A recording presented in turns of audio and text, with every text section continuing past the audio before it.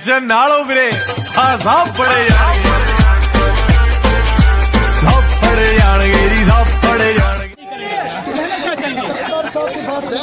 चाहिए था अपने बात करते उनके हम बच्चे थे आते कहते क्या हुआ भाई मुझे बताओ यहाँ के वो हाथ मारते ये नहीं है हर किसी के साथ बच्चे हैं हर किसी के साथ कोई बात उनको चाहिए था हमारे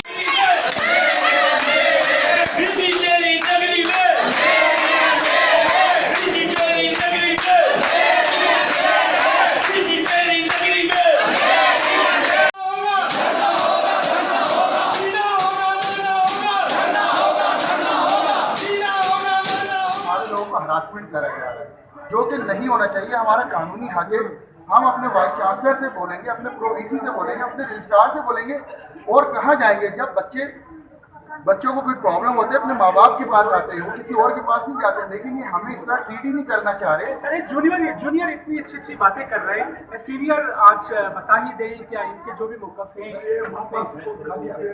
अल्लाह न करे किसी ने कोई गाली नहीं दी सर किसी ने आपको कोई गाली नहीं दी, कोई आपको बुरा भला नहीं कहा। मौक़िफ़ आ रहा है आपका अच्छा है, मौक़िफ़ चला जाएगा जी मेरे ऑफिस में भले जो आना चाहे मैं जी कोविड का जमाना है, ये इस तरह का जुलूस नहीं होना चाहिए। जी अगर ये हमें माँ बाप कर रहे हैं तो हमारे कमरे के बाहर ये इतना शाउट करना और भाई कहाँ जाए बताएं कहाँ जाए। जैसे इसने खूब कोरोना है तो कोरोना का 16 दिनों से हम लोग बैठे हैं धूप में भूखे प्यासे भूख हड़ताल में हम लोग ये बैठे हैं। ये देखिए हमारी जबानें देखिए खुश्क हो रही है।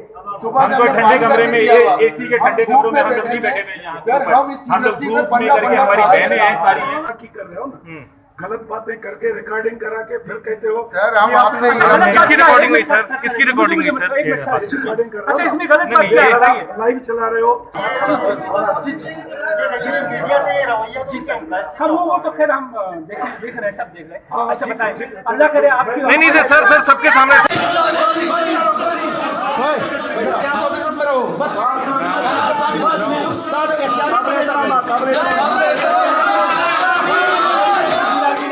पाकिस्तान में आपका होस्ट फिदा पाकिस्तानी और आप देख रहे हैं वॉइस ऑफ कराची। नाजरीन मैं इस वक्त मौजूद हूँ डाउ यूनिवर्सिटी कराची में, जहाँ यंग डॉक्टर्स, पैरामेडिकल स्टाफ और नर्सिंग स्टाफ पिछले 16 दिनों से हेल्थ रिस्क अलाउंस और दीगर 13 जायज़ मुतालिबात की मंजूरी के लिए सरापा एहतजाज हैं। और एहतजाज में मौजूद अमले का कहना है कि 14 नुकात पर मुश्तमिल चार्टर यूनिवर्सिटी की इंतज़ामिया को तहरीरी तौर पर दिया गया है, मगर ना तो यूनिवर्सिटी की इंतज़ामिया, ना वफाकी हुकूमत और ना ही सिंध सरकार की जानिब से अब तक कोई खातिर ख्वाह जवाब या दादरसी नहीं हो रही है। एहतजाज में ख़वातीन की भी एक कसीर तादाद मौजूद हैं। इस वक्त हमारे साथ मौजूद हैं जॉइंट एक्शन कमेटी के मेंबरान। आइए इनसे जानने की कोशिश करते हैं। सही है ना बात जो है ना हमारे पास हालांकि ज़्यादातर मुतासर हमारी यूनिवर्सिटी है इस कोड के हवाले से। बाकी चीज़ें तो हमारी बहुत सारी जो हमें मिली नहीं है। हमारे साथ ज्यादती वो तक जब से वजूद हुआ है डाउ यूनिवर्सिटी का यहाँ पे 15 साल से ये अगर एक ग्रेड में है तो एक ग्रेड में पड़े हुए। इसके बाद जो है ना जो कोई सुनवाई हमारी कोई ऐड नहीं है। हेल्थ साइंसेज जो है वो 2004 में कायम हुई है और उसके मुलाजमीन जो है वो उनका देरीना मुतालबा है कि प्रमोशन कमेटी नहीं है यहाँ पर, हेल्थ प्रोफेशनल अलाउंस नहीं दिया जाता है यहाँ पर, एक्स्ट्रा ड्यूटी ओवर टाइम नहीं दिया जाता है यहाँ पर। ये सारे मुतालबा डीसी साहब को पिछले 2 महीने पहले हमने तहरीरी तौर पर लिख कर दिए। कोविड का मसला जहाँ तक है, कोविड के जो है वो पूरे सिंध में दीगर यूनिवर्सिटीज़ में, मेडिकल इंस्टीट्यूशंस में, हॉस्पिटल्स में सब जगह वो अलाउंस दिया जा रहा है। तो डाउ यूनिवर्सिटी ऑफ हेल्थ साइंसेज से मुलाजमीन के साथ जो है वो यतीमों वाला सलूक क्यों किया जा रहा है? पूरे सिंध में, पूरे पाकिस्तान में कोविड अलाउंस दिया जा रहा है, तो डाउ यूनिवर्सिटी के मुलाजमीन को क्यों नहीं दिया जा रहा है? अच्छा, दीगर मुतालबात के बारे में सिंध की दीगर तमाम यूनिवर्सिटीज़ में ये सारे अलाउंस दिए जा रहे हैं, सारी मराहत सहूलियात दी जा रही है। ये बुनियादी सहूलियात हैं, हम कोई मराहत नहीं मांग रहे, हम सहूलियात मांग रहे हैं, अपनी बुनियादी हकूक़ मांग रहे हैं। तो यूनिवर्सिटी दी जा रही है तो हमें क्यों नहीं दी जा रही? सिंध डाउ यूनिवर्सिटी का जो एक वो है कि डाउ यूनिवर्सिटी अर्निंग भी है, अपना खुद कमाती भी है और इसे हायर एजुकेशन कमीशन और सिंध गवर्नमेंट से भी ग्रांट मिलती है। तो फिर हमारे साथ वाला स्कूल क्यों है? वो फंड हमारे तक नहीं पहुँचा, मुलाजमों तक नहीं पहुँचा। वो बड़े बड़े लोगों को मराहत की शक्ल में मिल रहा है। गाड़ियाँ खरीदने के लिए पैसे हैं आपके पास, डॉक्टर को 10 लाख रुपये तनख्वाह दी जा रही है, नर्सों को 5 लाख रुपए तनख्वाह दी जा रही है, लेकिन मुलाजमीन को बुनियादी आर्थिक दिए जा रहे हैं। अच्छा ये बताइए,